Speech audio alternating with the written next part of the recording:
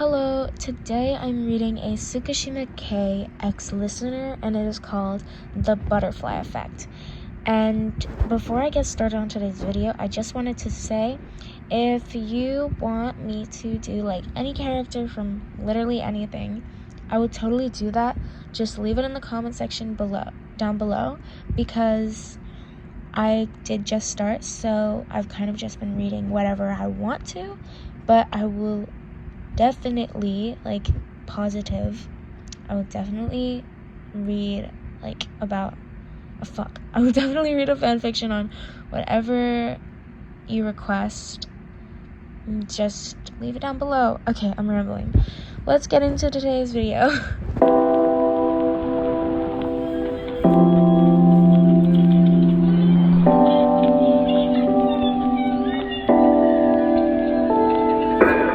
He has always noticed the little things, the deep, rumbling hungers of the earth, the repeating shuffle of a summer wind, the soft tectonic movements of falling leaves, the velocities of a bird's song, and even though he'll never admit it out loud, alright, maybe once or twice to Yamaguchi, but does that really count? He thinks that these are important things that normal people wouldn't notice, things that normal people would take for granted. Well, it's just a high school club. Is it? I'm the normal guy. Nice to meet you. Are you? After the match, you find him hunched over a basin in the boys' bathroom, panting, his bandaged fingers clutching at the time-stained ceramite.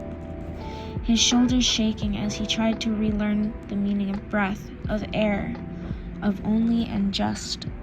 You're a liar, you say, leaning against the bathroom door, keeping it propped open with your shoulder.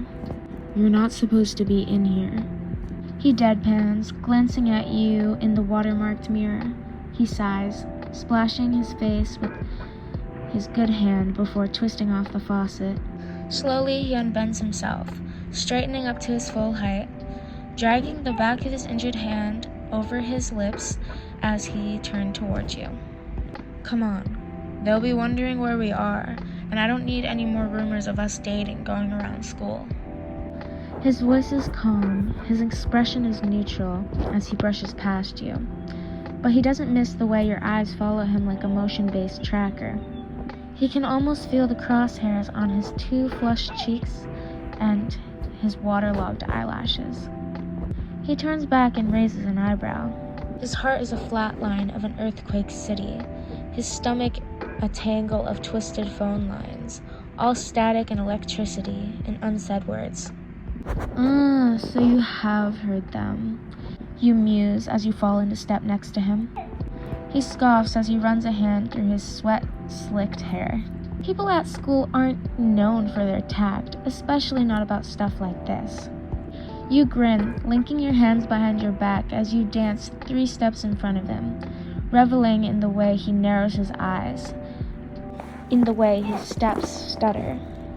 He isn't the only one who's learned to listen to the language of silence, to the spaces between the words that give them meaning, that make them whole. And by people, you really mean the second years, right? Tsukishima sighed, tugging off his sports glasses and polishing the lenses with the edge of his sweat-soaked shirt, as he gently wipes down one lens and then the other, before stretching it back over his head and adjusting the straps. Well, Tanaki and Noya first and foremost. Your laughter shakes through him like silver bells. He thinks he'd never get tired of that sound. And suddenly, it was winter, and the sky is dark. And the first snow of the season is falling around you and your laughter, spinning in circles beneath the snowdrift sky. Your face turned up to the heavens, arms stretched out as if you were 3 seconds from taking flight.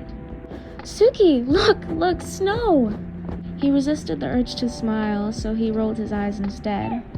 His breath comes out in a puff of white.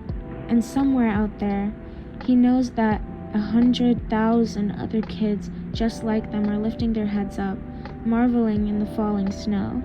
He knows that somewhere along the stretch of land only 73 miles wide in Mexico, 100 million monarch butterflies are settling in to roost for the winter, and that each fly of those 100 million wings might make a summer storm into existence somewhere down the line. Yeah, I see it. But right here, right now, in this rapidly emptying gymnasium hall, filled with the evanescent echoes of teenage dreams, he wonders if you are the hurricane, if you are the summer storm, and he's just the seismograph doomed to record your wreckage. Oh, what are you gonna do about it? You ask as the both of you resume your walk down the hallway, towards where you both know the team is waiting. The third year is still crying, Hinata still hollowing, Kageyama too bloated with happiness to tell him to shut the hell up, Yamaguchi probably preening beneath the praise of all his teammates. About the rumors or about us not actually dating? You purse your lips and shrug, but you blush as well. He doesn't miss the way your shoulders lift up towards your ears, sweet and shy as sunflowers reaching for the last drop of sunlight. Either, both, you turn with a devilish grin and flash him a wink. And not for the first time, Tsukishima feels that deep, rumbling hunger. He knows the repeating shuffle of his thoughts about you, the soft tectonic movements of your body on his. He knows the velocity of your voice, the resonance of your smile, the way it shakes loose the sky within him till he almost tastes the sweet first snow. All that wake and wonder. I don't know. You did call me the liar earlier. His grin is savage, satisfied. He laughs as your entire body inflates with indignation. He wonders how long he can tease you for before you float right off the ground. Someday, he wants to try. Well, you are. What? By saying I was normal? Yes, and that this was just a club. He blinks. He didn't know you'd remember. But then again, he should have known. Well, it is, and I am. You frown, taking 3 steps closer, caging him in, even though he knows he has at least a foot over you. A whole head and a half taller, and still. Liar, you say. And what are you gonna do about it? He knows it's coming 3 seconds before it does, but it doesn't feel any less shocking.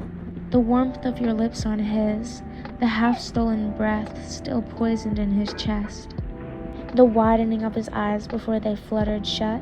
There's no fireworks or explosions or earthquake or natural disaster. There's just this moment, just him and you, and your lips on his, and you take a half step back. He allows himself to smile, because he never wanted them to just be rumors, and he knew that he never, ever be considered normal, not by you, or him, or anyone else. Now you've done it, he says with a soul-grumbling sigh, reaching out to jab his finger into your cheek. He marvels at the way your eyes still widen, as if you never saw that coming. Done what? You ask, even as he reaches out to tug the end of your ponytail, making you laugh. You know what? He scoffed, tucking his hands into his pockets as he slinks past you. His eyes cast up, his cheeks tingling with a blush he can't quite seem to go away. And when you hurry to catch up with him, bumping your arm into his, he doesn't try to move away. Instead, he bumps you back and brisks in the way your footsteps sound, ringing out against the empty gymnasium hallways. Because sure, this might just be a high school relationship, or it's just might be falling in love. And as he reaches down, hesitates, and finally grabs your hand, somewhere out there, he feels butterflies clap flapping their wings.